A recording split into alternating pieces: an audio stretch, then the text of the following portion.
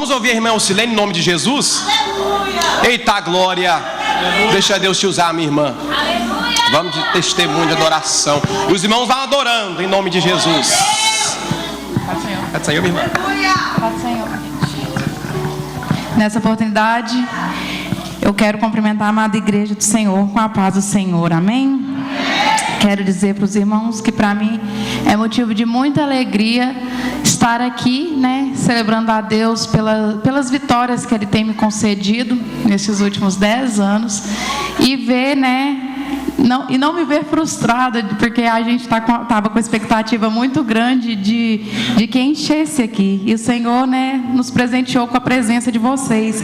Queria agradecer a cada um que se esforçou para estar aqui, né? Que nós temos pessoas de muitos lugares e também as pessoas que são aqui de perto também, com certeza poderia ter algum outro compromisso e por algum motivo achou que era melhor estar aqui se alegrando comigo, e eu sou muito feliz por isso.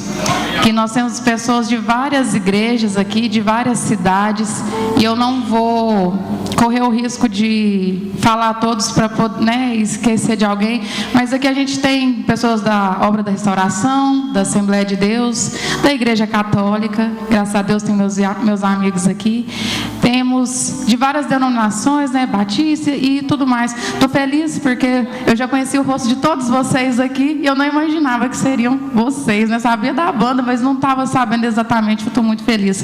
Estou feliz dos irmãos, né, de Bom Despacho, de Belo Horizonte, de todos os lugares.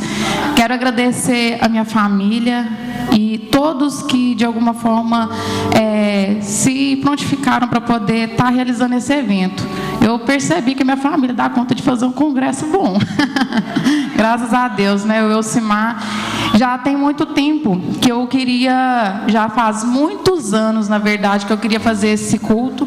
E, na verdade, eu fui postergando e deixando para depois. E agora já fazendo 10 anos, né, que eu considero a minha cura. E aproveitando a oportunidade, né, da minha formatura, o Senhor nos deu essa oportunidade. Eu queria fazer até em outubro. Mas o Elcimar, para quem conhece, nossa diferença é só de 11 meses. O menino não aguenta esperar muita coisa. E ele marcou essa data em setembro. Eu tenho certeza que foi o melhor de Deus para as nossas vidas, né? Ele correu atrás de tudo, da pregadora, da banda, que eu falei que eu queria vocês. E o Senhor os trouxe. Né, o som, decoração, as meninas, todo mundo, o pessoal da cozinha que está fazendo ali um banquete maravilhoso para nós, porque é um negócio, né, se o crente, né, se não tiver com fome, eu acho que tem um problema espiritual muito forte, é bom orar, a menos que seja jejum, não é verdade?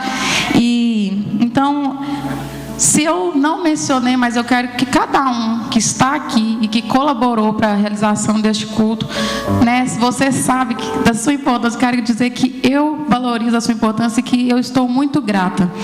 Estou grata a Deus pelo que Ele fez na minha vida. E sempre que eu tenho a oportunidade de dar o meu testemunho, eu leio uma passagem que se encontra no Evangelho de João, no capítulo 11, a partir do verso 1, eu costumo ler até o verso de número 6, que diz assim a palavra do Senhor. Estava então enfermo um certo Lázaro de Betânia, aldeia de Maria e de sua irmã Marta. E Maria era aquela que tinha ungido o Senhor com unguento e lhe tinha enxugado os pés com seus cabelos, cujo irmão Lázaro estava doente. Mandaram-lhe, pois, suas irmãs dizer: Senhor, eis que está enfermo aquele que tu amas. E tu, ouvindo isso, disse... E Jesus, ouvindo isso, disse: essa enfermidade não é para a morte, mas para a glória de Deus, para que o Filho de Deus seja glorificado por ela. Ora, Jesus amava a Marta e a sua irmã e a Lázaro. Até o versículo de número 5. Essa passagem, ela tem uma importância na minha vida, porque, né, a maioria dos irmãos sabem, mas nem todos com profundidade de detalhes.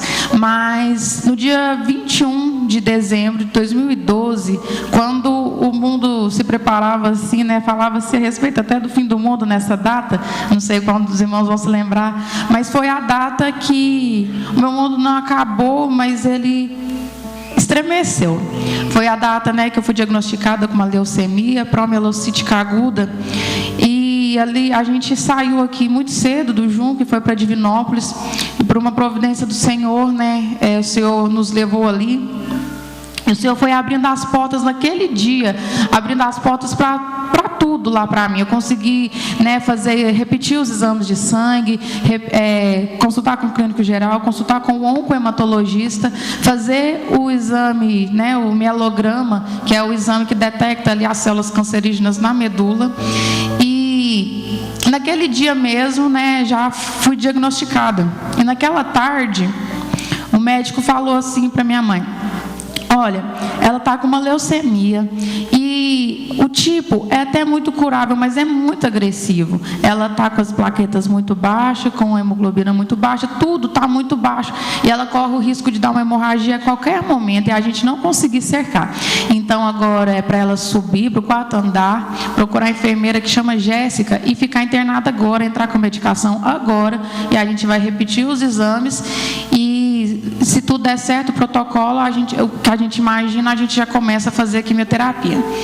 E naquele dia, eu fiz igualzinho, irmão. Oh, meu Deus, eu não queria ficar ali naquele lugar, não. Faltava poucos dias para o Natal, faltava poucos dias para o Ano Novo. Eu falei assim: mãe, eu não quero ficar aqui nesse lugar, não. Primeira vez que eu tinha ido lá naquela cidade, e eu já ia ficar longe. E ele já tinha falado que eu deveria ficar ali pelo menos um mês internada. E aí eu falei assim: mãe, quer saber do negócio? Vamos embora. E depois, eu passo o Natal em casa e depois eu venho para cá, volto aqui. E aí, naquele momento, eu tinha 15 anos. Né? Em 2012 eu tinha 15 anos. Hoje eu estou com 25, para a glória de Deus. E eu falei com ela: eu não quero ficar aqui não, depois a gente volta. E eu não tinha consciência do que estava acontecendo. Mas todo mundo, quando a gente foi, todo mundo já tinha entendido, né? Eu ainda não estava entendendo o que estava acontecendo, porque eu não estava assim, mal. Eu estava preguiçosa. Eu estava me sentindo, sabe, quando a gente está anêmico e que a gente está preguiçoso? Eu estava tinha falado isso com minha mãe: eu estou sentindo a preguiça que não parece ser normal. E aí, eu não estava sentindo dor, não estava sentindo nada. Eu falei assim: eu vou embora daqui.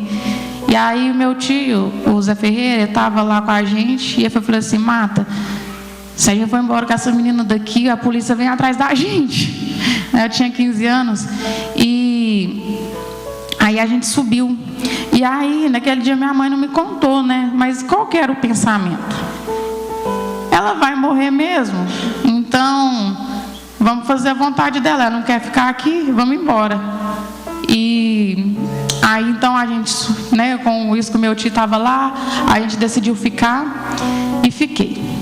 E aí, naquele mesmo dia, já ligaram o soro, já começou com medicação. E eu não tinha passado mal ainda pelo câncer em si, mas aí eu comecei a passar mal por conta da medicação.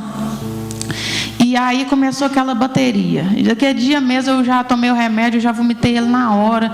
Aliás, pouco depois, e já começou tudo de ruim, que todos os efeitos colaterais que a quimioterapia pode oferecer, eu acho que eu experimentei todos os tipos de dores, todos os enjoos, tudo que dava, tudo que se ouve falar a respeito de quimioterapia.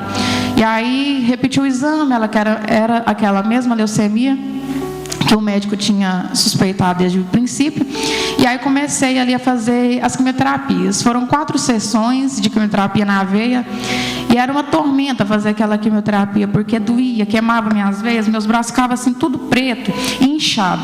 Aí ficava trocando de braço. E a quimioterapia, ela é gelada e ela tem um tempo para poder descer para a veia da gente, né? É um líquido, tem muita gente que não conhece. Mas é um líquido, como se fosse um soro. E aí vai aplicando na veia da gente. E aquilo ali queimava, mas queimava que eu chorava. E eu não aguentava, e eu ficava até no limite. Eram umas 6 horas, 8 horas para poder passar uma bolsa, que era pouco, assim, 1 litro. E aí eu não aguentava, tinha que lavar, e aquela tormenta, aquela dor.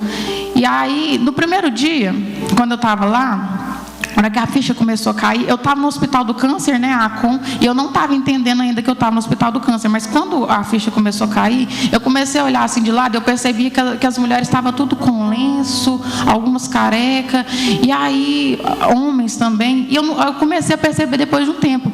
E aí no dia, mais tarde, quando eu comecei a entender o que estava acontecendo, aí eu chorei, porque eu já sabia que eu ia perder meu cabelo.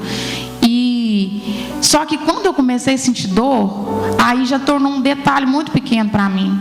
Porque quando eu falo que eu senti muita dor, eu não sei expressar quanta dor foi, a ponto de tomar morfina e mesmo assim não ter sucesso para poder remediar aquela dor. E era dores de cabeça, não conseguia ficar com os olhos abertos muito tempo. Muitas pessoas que chegaram a me visitar, eu via assim, com os olhos bem fechadinhos, com muita fraqueza, tinha dificuldade para tudo, não conseguia nem tomar banho sozinha. Às vezes, quando minha mãe me ajudava, ficava muito fraca, ainda não conseguia. E daí, o cabelo para mim se tornou um detalhe muito pequeno. E teve uma noite que o enfermeiro, ele chama Paulo. Inclusive, quando eu dei meu testemunho em Divinópolis, pela primeira vez, eu tive o privilégio de ter ele lá na igreja. Chama Paulo Eduardo, e ele é da Igreja Batista Betel, de lá. E ele leu exatamente o que eu acabei de ler para os irmãos, que essa enfermidade, essa passagem, inclusive, falando assim, que essa enfermidade não era para a morte, mas para que o Filho de Deus fosse glorificado por meio dela. E essa palavra de Deus, ela se cumpriu na minha vida. E desde aquele momento, desde que ele leu essa passagem, isso até, para os irmãos que é da área de saúde, acredito até que não é nem muito ético você dar uma palavra assim, religiosa naquele local, porque é o seu local de trabalho, ali não, Mas eu tenho aprendido, inclusive com a minha formatura e com tudo, porque a Bíblia fala que quer comais, quer bebais, faça tudo para a glória de Deus. Então, o nosso campo missionário, ele é onde a gente está.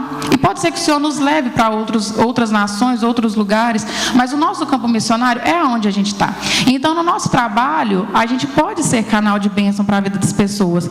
E naquela noite, usado por Deus, o Paulo leu essa passagem para mim. E eu me apeguei naquilo. Então, a partir daquele momento, eu nunca tive... Uma pergunta que as pessoas me fazem e acham curioso, é porque as pessoas me perguntam se eu tinha medo de morrer.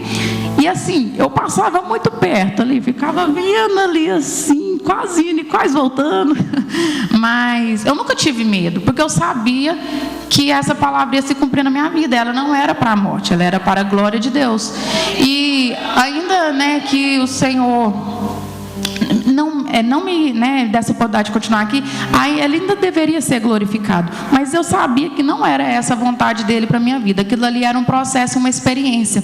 Então, o Senhor começou a demonstrar o cuidado dele. Foi a partir de então, na minha bio do Instagram, tem uma parte lá de Jó, que fala assim, eu te conhecia de ouvir falar. Foi o que Jó falou para Deus depois que passou tudo aquilo. Eu te conhecia de ouvir falar, mas agora os meus olhos te veem. E a partir daquele momento eu comecei a ver o cuidado de Deus e experimentar os milagres dele dia após dia, ver o dedo dele em cada coisa, em tudo. Nada do que a gente mexeu, pôs a mão para fazer, deu errado. Passava muito mal. Todas as vezes que eu fazia sessão de quimioterapia, eu ia lá no chão, as propriedades do sangue ia lá no chão. Mas de uma maneira muito milagrosa também, eu começava a me recuperar muito rápido.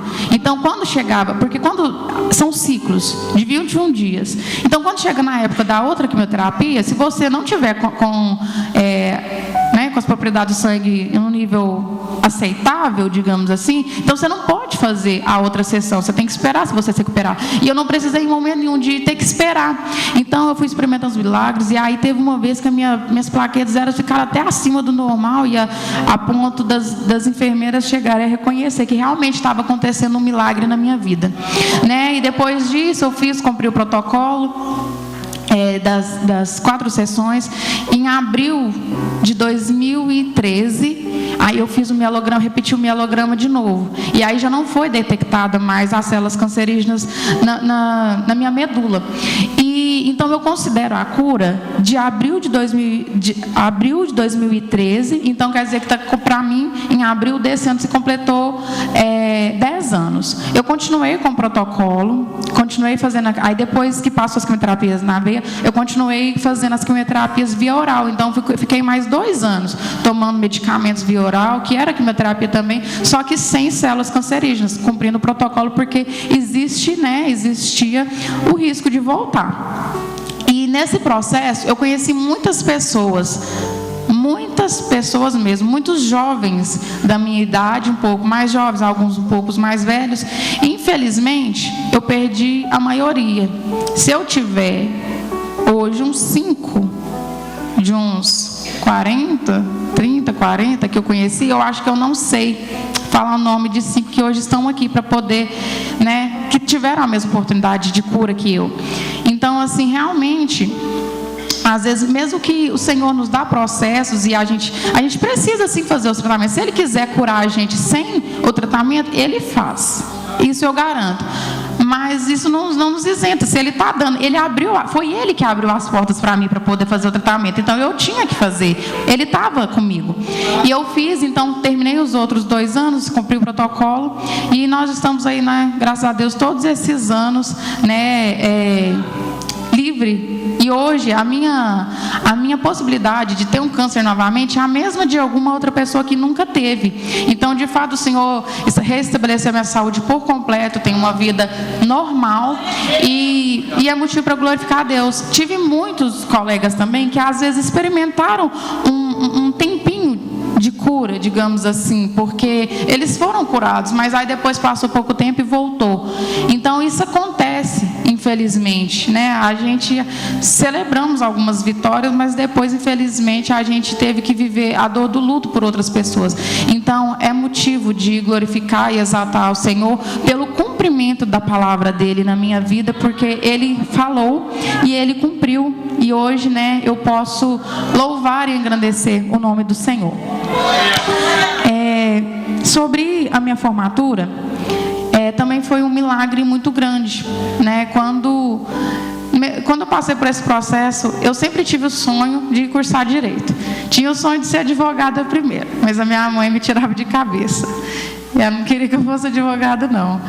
E falava assim, isso não é profissão de crente, não, tem que mentir. E fazendo o curso, então eu tirou de cabeça. Depois eu queria fazer, não, mas eu quero fazer o curso de direito, eu vou ser delegada então, porque delegada eu vou só prender os outros.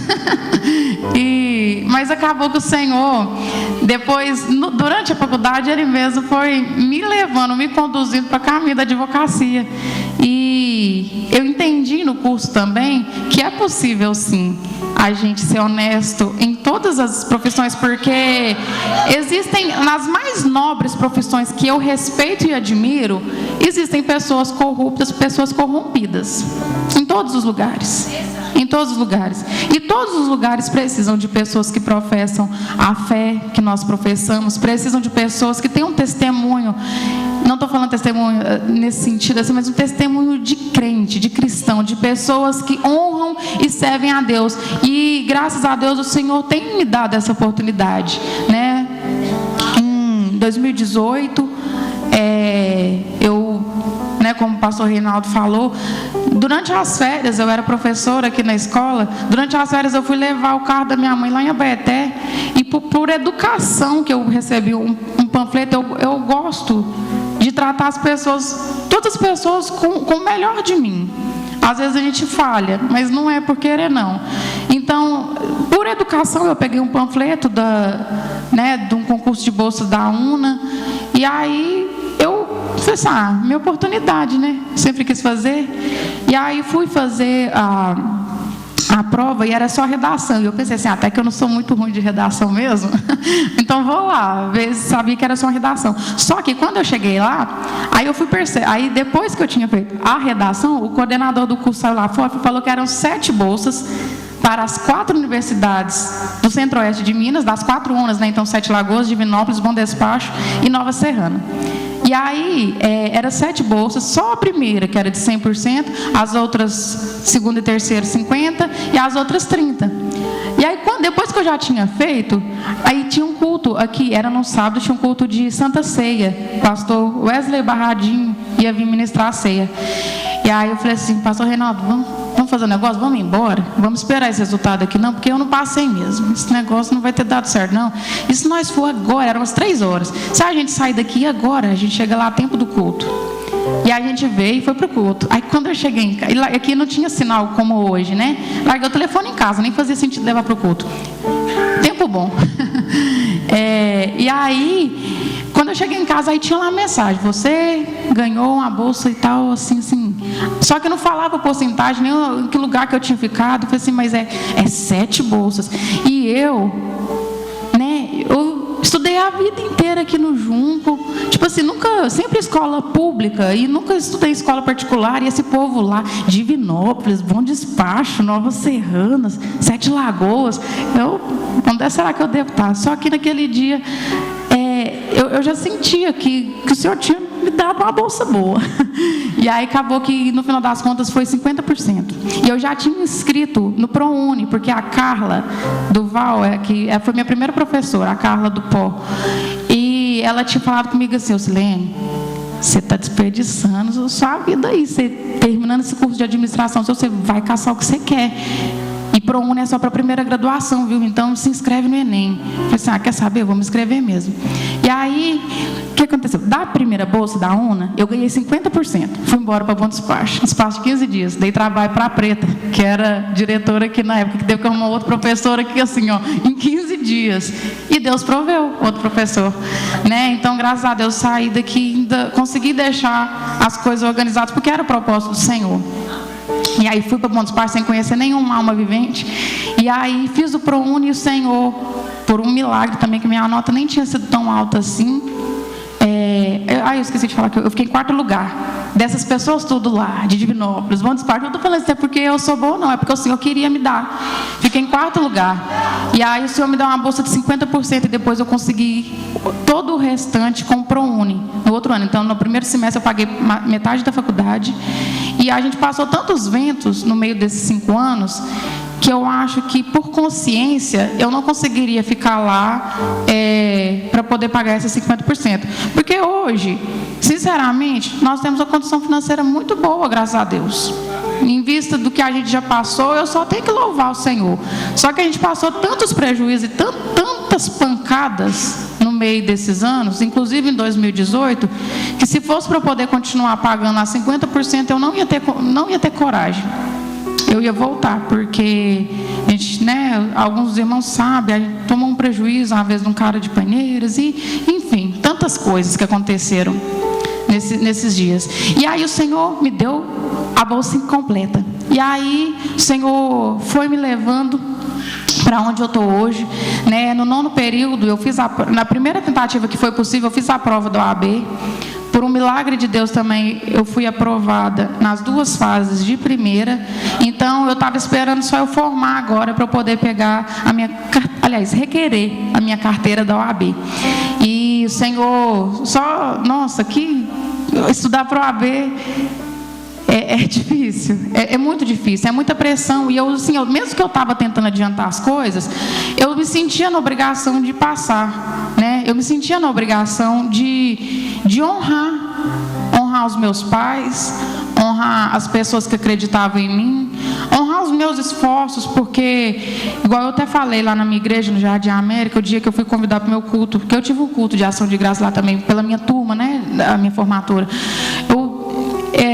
Por mais que a gente fique 5 anos, a gente não se acostuma com a falta. Então, acaba que a gente acaba desencadeando muitos problemas emocionais. A falta da família, eu sempre muito apegada. E aí, com tudo isso, com todas as coisas que o 2º semestre do ano passado, só Deus e eu sabemos como foi difícil.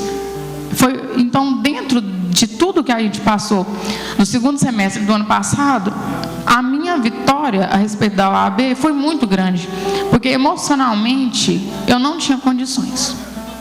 Tinha problemas de todas das mais diversas áreas, na família, financeiro,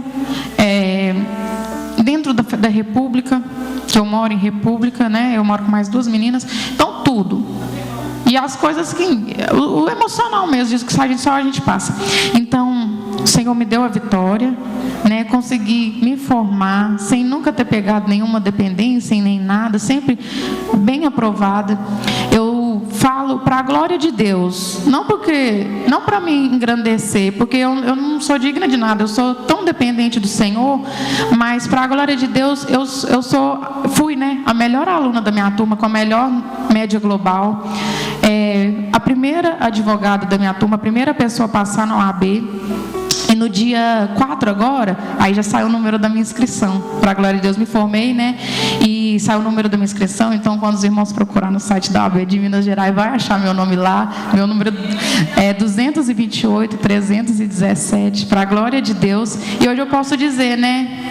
Então, consagrei o Senhor, a minha vida, a minha formatura, e que os irmãos possam louvar e engrandecer a Deus por tudo que o Senhor tem feito na minha vida.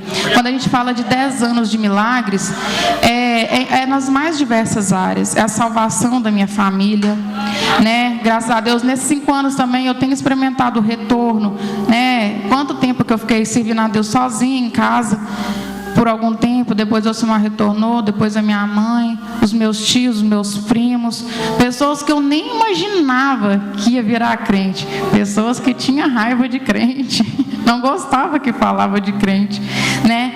E o Senhor alcançou essas vidas, porque quando eu falo isso é porque as pessoas não estavam professando fé nenhuma, né? Não estava servindo a Deus de maneira nenhuma, e hoje servem na casa do Senhor, e o Senhor tem nos salvado.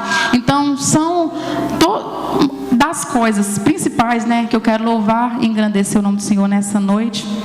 São esses os testemunhos, né? E eu quero aproveitar a minha oportunidade. E se os irmãos animar, vir até vigília, viu? Então aqui eu vou terminar meu testemunho, depois a banda vai tocar um bom tempo também, e depois nós temos a pregação. Os irmãos sintam liberdade, porque um culto como esse, eu demorei muito tempo para poder conseguir, né, chegar até aqui. Então, se os irmãos ficarem à vontade, continuem aqui conosco, porque vai continuar sendo bênção.